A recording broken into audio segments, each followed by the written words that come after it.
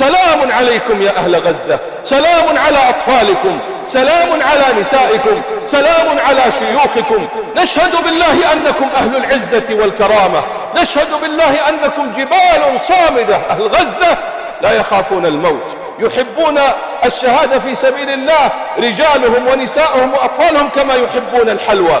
أنا أسميهم أهل الصف الأول لأنهم أمام العدو في الجبهة، هم صمام أمان هذه الأمة، هم درع هذه الأمة، هم المخولون الآن بحفظ بيضة الإسلام وكسر شوكة اليهود. أشهد بالله أن طفلا من غزة أعظم من 100 شيخ يلبس البشتة أو يجلس على الكراسي ويركب السيارات لسان حال الواحد فيهم.